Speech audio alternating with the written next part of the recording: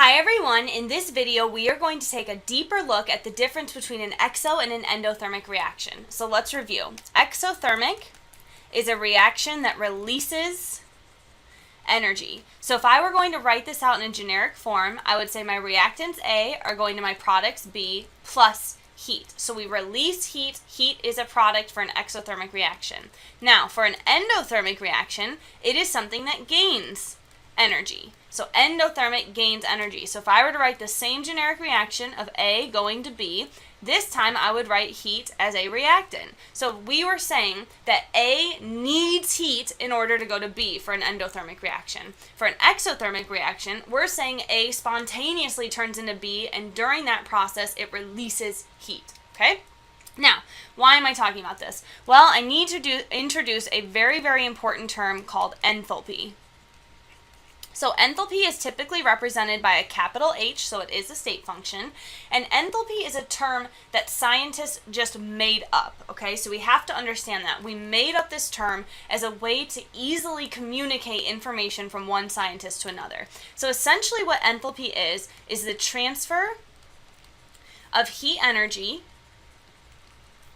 So this is very, very, like at this point right now, this is saying H is equal to Q. So enthalpy is equal to heat. But that is not the case. It is the transfer of heat energy at constant pressure. You have to put this term on here. If you do not say at constant pressure, you cannot use the term enthalpy. It doesn't work. That's very, very important. So what we're saying is that delta H, or the change in your heat energy, is equal to Q, which is heat, at constant pressure, little p. Very, very important concept. Now, why am I talking about enthalpy at all?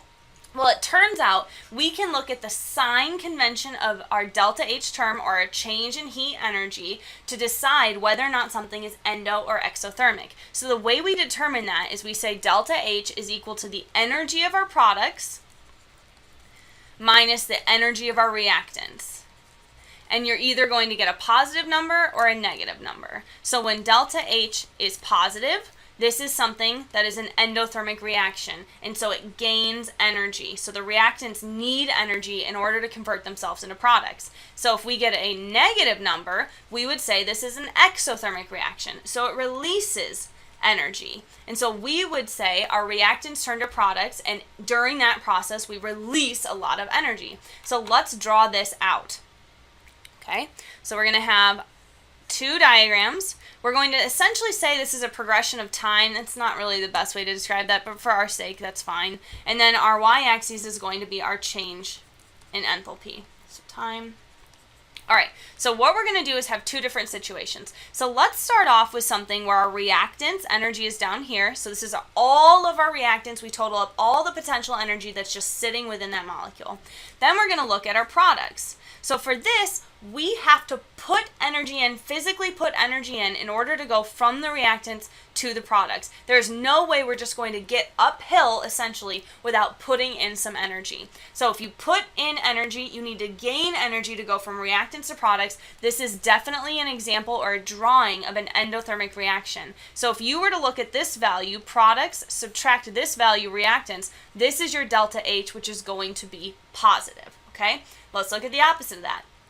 Let's look at reactants that are high in energy and products that are low in energy. So to go from our reactants to our products, we see a significant drop in energy. Remember, nature is always trying to get to a place of lower energy. Low energy means stability. So we're going from reactants to products. So we definitely release a ton of energy as we do this. Now remember, our equation is products minus reactants. So if we take this low number and subtract a big number, our delta H value is definitely going to be negative. So this is how we would draw an exothermic reaction. So now, let's see if we understood this. For a combustion reaction, would our delta H, or our change in enthalpy, be positive or negative? What do you think? All right, did we get an answer? Hopefully we did, but all you had to do here was to connect some dots. So we're looking at a combustion reaction. Now we know a combustion reaction is always exothermic. Always, always, always. So if we have an exothermic reaction, that means we are releasing energy, which means our delta H is definitely going to be negative. Have a great week. Take care of yourself. Drink water.